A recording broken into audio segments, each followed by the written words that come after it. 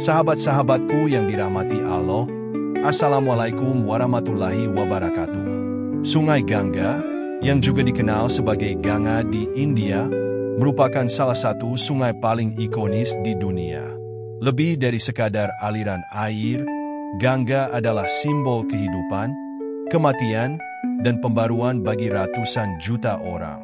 Sebagai sungai yang membentang sepanjang 5.000 km, ia mengalir dari pegunungan Himalaya yang megah hingga akhirnya bermuara ke Teluk Benggala.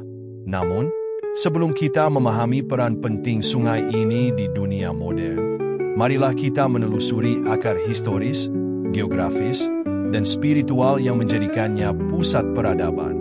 Secara geologis, Sungai Ganga bermula dari glasier Gangotri yang terletak di Himalaya, sebuah kawasan es abadi yang dikenal dengan nama Gomo, yang berarti mulut sapi. Dari ketinggian 3.892 meter di atas permukaan laut, es yang mencair membentuk aliran Sungai Bhagirathi, yang kemudian bergabung dengan Sungai Alaknanda di Devprayak, menciptakan aliran yang kita kenal sebagai Sungai Ganga. Sungai ini melintasi 5 negara bagian di India: Uttar Pradesh, Uttarakhand, Bihar, Jharkhand, dan Benggala Barat, sebelum akhirnya mencapai Bangladesh. Delta Sungai Ganga di wilayah Sundarbans, yang merupakan salah satu delta terbesar dan paling subur di dunia, menjadikan Ganga bukan hanya sebagai sumber air, tetapi juga fondasi bagi ekosistem yang kaya dan beragam. Dalam tradisi Hindu, Ganga bukan sekadar sebuah sungai. Ia dipandang sebagai dewi yang hidup dan bernapas. Dalam kisah epik seperti Mahabharata dan Ramayana, Ganga digambarkan sebagai personifikasi kebaikan dan kesucian. Menurut mitos, Ganga berasal dari surga dan diturunkan ke bumi melalui doa Raja Bhagirat. Tujuannya adalah untuk menyucikan abu leluhur yang terkena kutukan, sehingga mereka dapat mencapai pembebasan, atau dalam istilah Hindu disebut moksha. Dikisahkan bahwa ketika Ganga turun dari surga, aliran airnya yang begitu kuat hampir menghancurkan bumi. Namun, dengan kekuatan doa dan kebijaksanaan, air Ganga akhirnya berhasil menyejukkan bumi dan memberikan berkah bagi umat manusia. Dewa Siwa, demi menyelamatkan bumi, menangkap Ganga dengan rambutnya dan mengalirkan airnya perlahan ke bumi. Oleh karena itu, Ganga sering digambarkan sebagai air yang mengalir dari rambut Dewa Siwa, melambangkan kesucian dan kemurahan hati. Bagi umat Hindu, Ganga bukan hanya sebuah sungai, tetapi juga jalan menuju keselamatan. Airnya dianggap mampu menyucikan dosa, membawa keberuntungan, dan bahkan memberikan kehidupan baru setelah kematian. Ritual mandi di Sungai Ganga saat festival besar seperti Kumbh Mela adalah tradisi kuno yang bertujuan untuk membersihkan dosa dan memperbarui jiwa. Selain itu, abu orang yang telah meninggal seringkali dilarutkan ke dalam sungai ini, berdasarkan keyakinan bahwa Ganga dapat membimbing jiwa mereka menuju pembebasan dari siklus kelahiran kembali. Praktik ini, meskipun memiliki makna spiritual yang mendalam, turut berkontribusi pada tantangan pencemaran air yang dihadapi sungai ini. Sejarah manusia di sekitar Sungai Ganga dapat ditelusuri jauh hingga peradaban lembah Sungai Indus. Kota-kota kuno seperti Kashi, yang sekarang dikenal sebagai Varanasi, dan Prayak, yang kini disebut Allahabad, berkembang pesat di sepanjang tepi sungai ini. Ganga menyediakan air untuk irigasi, transportasi, dan kebutuhan sehari-hari, menjadikannya pusat ekonomi dan budaya yang sangat vital. Dalam teks-teks Weda, Ganga disebut sebagai salah satu sungai suci yang mendukung kehidupan dan pertanian. Peradaban yang berkembang di sepanjang Ganga tidak hanya bergantung pada airnya, tetapi juga pada makna spiritual yang mendalam yang melekat padanya. Sungai Ganga memainkan peran sangat penting dalam praktik keagamaan Hindu. Beberapa ritual yang berkaitan dengan sungai ini antara lain: mandi ritual atau snaan. Setiap pagi, ribuan orang mandi di Sungai Ganga sebagai bagian dari proses penyucian diri. Mereka percaya bahwa air sungai ini dapat membersihkan dosa-dosa mereka dan membawa keberuntungan. Saat festival besar seperti Kumbh Mela, jutaan orang berkumpul untuk mandi di perairan Ganga, menciptakan salah satu pertemuan keagamaan terbesar di dunia. Pelepasan abu jenazah setelah upacara kremasi. Abu jenazah seringkali dilemparkan ke dalam Ganga dengan keyakinan bahwa jiwa almarhum akan mencapai moksha atau pembebasan dari siklus reinkarnasi. Kota-kota seperti Varanasi menjadi pusat tradisi ini.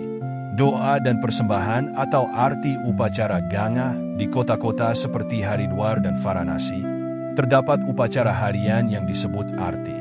Dalam upacara ini, api, bunga, dan doa dipersembahkan kepada Dewi Ganga sebagai bentuk penghormatan dan permohonan berkah.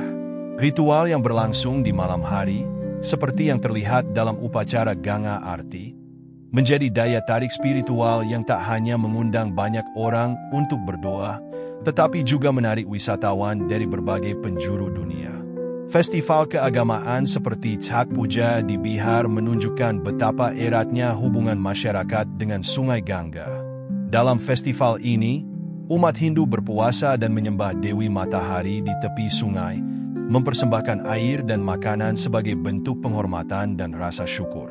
Selain sebagai pusat spiritual, Sungai Ganga juga menjadi tulang punggung ekonomi di wilayah sekitarnya. Sungai ini dan anak-anak sungainya menyediakan air untuk irigasi di salah satu kawasan pertanian paling subur di dunia. Lembah Ganga menjadi penghasil utama beras, gandum, dan tebu yang menjadi sumber pangan utama di India. Tak hanya itu, sungai ini juga mendukung sektor perikanan, menyediakan mata pencaharian bagi ribuan keluarga di sepanjang alirannya. Ikan seperti rohu dan katla adalah hasil tangkapan utama yang mendominasi pasar perikanan di wilayah ini. Di masa lalu, Ganga juga merupakan jalur transportasi utama untuk perdagangan bara. Hingga kini, upaya pemerintah untuk mengembangkan jalur air nasional bertujuan untuk menghidupkan kembali peran sungai ini dalam sistem logistik modern. Kota-kota di sepanjang Ganga, seperti Rishikesh dan Haridwar, menjadi destinasi populer bagi wisatawan spiritual dan petualang dengan berbagai kegiatan seperti arung jeram yang menarik pengunjung. Namun, meskipun Sungai Ganga dianggap sebagai simbol kesucian, perilaku manusia menjadi penyebab utama pencemaran sungai ini. Salah satu faktor utamanya adalah limbah domestik. Dengan populasi yang terus berkembang di sepanjang aliran sungai, limbah rumah tangga, sisa makanan, dan produk pembersih kimiawi menjadi kontributor utama pencemaran. Kota-kota besar seperti Varanasi dan Kanpur membuang jutaan liter air limbah yang belum diolah ke sungai ini setiap hari, menambah beban pencemaran. Selain limbah domestik, limbah industri juga turut memperburuk kualitas air Sungai Ganga.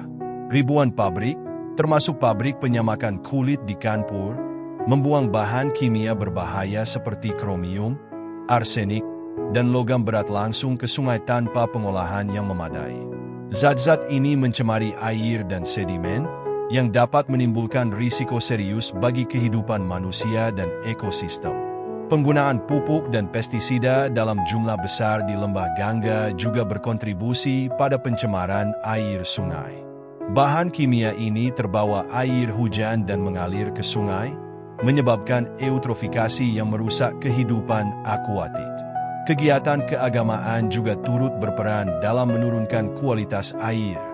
Praktik pelepasan abu jenazah, pembuangan bunga yang terbungkus plastik, dan benda-benda ritual lainnya menjadi sumber pencemaran tambahan, meskipun ini merupakan bagian dari tradisi yang telah berlangsung lama. Sampah plastik juga menjadi ancaman besar bagi Sungai Ganga. Botol, kantong plastik, dan limbah lainnya tidak hanya mencemari air, tetapi juga mengganggu habitat hewan yang hidup di sekitar sungai ini, memperburuk keadaan ekosistem yang sudah rapuh. Meskipun kadar polutan dalam air Sungai Ganga sangat tinggi, banyak orang yang tinggal di sepanjang alirannya masih menggunakannya untuk mandi, mencuci, bahkan minum. Hal ini menyebabkan berbagai penyakit seperti diare, kolera, tifus, dan infeksi kulit. Organisasi Kesehatan Dunia, WHO, mencatat bahwa lebih dari 80% penyakit di daerah ini terkait langsung dengan air yang tercemar. Keadaan ini juga mengancam habitat hewan, seperti lumba-lumba gangga, yang merupakan spesies yang terancam punah. Penurunan kualitas air menyebabkan kematian ikan dan gangguan pada rantai makanan, sementara zat kimia dari limbah industri dan penggunaan pestisida mempengaruhi kesuburan tanah di sekitar sungai. Selain itu, eutrofikasi yang disebabkan oleh kelebihan nutrisi menciptakan dead zones di sungai, di mana kadar oksigen hampir tidak ada, membuat ekosistem semakin terancam. Sektor-sektor ekonomi yang bergantung pada gangga, seperti perikanan dan pariwisata, juga mengalami kerugian besar akibat pencemaran. Banyak wisatawan internasional mulai enggan mengunjungi kota-kota seperti Varanasi karena masalah kebersihan yang parah. Hal ini semakin diperburuk oleh kelonggaran penegakan hukum di sana, di mana banyak pabrik yang melanggar regulasi terus beroperasi tanpa sanksi yang memadai. Kondisi ini mengurangi efektivitas upaya pengelolaan pencemaran. Pemerintah juga telah mengalokasikan anggaran besar untuk proyek pembersihan sungai, namun seringkali dana tersebut tidak sampai ke tujuan karena adanya praktik korupsi. Selain itu, pertumbuhan populasi yang luar biasa juga semakin memberi tekanan pada gangga, baik dari segi kebutuhan air maupun jumlah limbah yang dihasilkan. Seorang mahasiswa asal Aceh yang tengah menempuh studi di India bercerita bahwa negara ini penuh dengan berbagai masalah sosial. Mulai dari kekerasan terhadap perempuan yang eskalasinya sangat tinggi, perbedaan kasta, hingga kemiskinan dan kekumuhan di banyak tempat. Di kawasan kumuh, kebersihan seringkali menjadi sesuatu yang langka. Di sana, orang-orang buang hajat di mana saja dan berbagi ruang dengan lembu, hewan yang dianggap suci dan tidak boleh disakiti. Bahkan tembok dan pagar seringkali dikencingi oleh siapa saja yang dianggap sebagai hal biasa. Untuk mengantisipasi kebiasaan tersebut, beberapa pemilik pagar melukis gambar dewa pada dinding agar tidak dikencingi. Masalah lain yang mengemuka adalah terkait dengan upacara pembakaran jenazah dalam tradisi Hindu. Di India, tidak semua orang mampu menggelar ritual pembakaran jenazah yang layak. Bahkan, seringkali jenazah dibakar setengah hati karena kayu bakar yang tidak mencukupi. Berbeda dengan gambaran di film-film India yang menggambarkan upacara ini penuh emosi dengan tangisan, kenyataannya banyak keluarga yang tidak sanggup membeli kayu bakar. Akibatnya, jenazah yang tidak terbakar sepenuhnya atau yang tidak dapat dibakar sama sekali seringkali dilarung ke dalam sungai Gangga. Aroma busuk dan mayat yang mengapung menjadi pemandangan yang sudah sangat biasa di sana, menambah kompleksitas tantangan yang dihadapi sungai ini. Ironis, bukan? Di Indonesia, jika ada jenazah yang mengapung, masyarakat akan sangat terkejut dan bergejolak karena dalam tradisi Islam, jenazah harus dikubur. Namun di India, justru mayat yang mengapung di sungai Gangga atau bahkan bangkai manusia yang diperebutkan oleh anjing dianggap sebagai hal biasa. Di sana, orang-orang tetap menjalani rutinitas mereka di sungai seperti biasa, mandi, menyikat gigi, mencuci baju, minum air, bahkan membawa pulang air dari sungai. Mereka tidak terlalu mempermasalahkan kenyataan bahwa bangkai sapi atau manusia bercampur aduk di sana, tanpa rasa takut atau khawatir. Satu hal yang ironis lagi adalah tingginya biaya untuk menyelenggarakan upacara kremasi di India. Kayu bakar untuk kremasi dihargai sangat mahal, sehingga tidak sedikit orang miskin yang tidak mampu menggelar ritual tersebut. Akibatnya, jenazah yang tidak dapat dibakar seringkali justru dilarung ke dalam sungai Gangga. Di sana, orang miskin hidup sulit, dan bahkan setelah meninggal pun, mereka tetap mengalami kesulitan yang sama. Selain buruknya kualitas air sungai ini, ada juga mitos yang tersebar di masyarakat tentang keajaiban air Gangga. Banyak yang percaya bahwa air dari sungai ini bisa menyembuhkan berbagai penyakit, dari masalah kulit hingga kanker. Saking kuatnya kepercayaan ini, banyak orang yang meminum air Gangga atau berendam di dalamnya karena berharap bisa sembuh. Padahal, sebenarnya efek penyembuhan ini sebagian besar berasal dari psikologi atau sugesti, yaitu keyakinan yang sangat kuat bahwa air ini bisa menyembuhkan. Meskipun kandungan mineral tertentu dalam air Gangga memang bermanfaat bagi tubuh, tidak cukup signifikan untuk disebut sebagai obat yang mujarab. Pada kenyataannya, banyak yang merasakan perubahan positif hanya karena mereka percaya bahwa itu akan terjadi. Itulah yang disebut efek placebo. Semoga kisah ini memberikan gambaran yang lebih dalam. Jika ada kesalahan atau kekeliruan, saya memohon maaf karena saya hanyalah manusia biasa. Sampai bertemu lagi di kisah-kisah seru penuh makna yang lainnya. Demikian kisah ini kami sampaikan, semoga bermanfaat serta menginspirasi dan menambah iman kita kepada Allah Subhanahu wa Ta'ala. Terus semangat dalam beribadah, jangan lelah berbuat kebajikan, dan terus perbanyak sholawat kepada Rasulullah Muhammad Shallallahu Alaihi Wasallam. Akhir halam. Wassalamualaikum warahmatullahi wabarakatuh.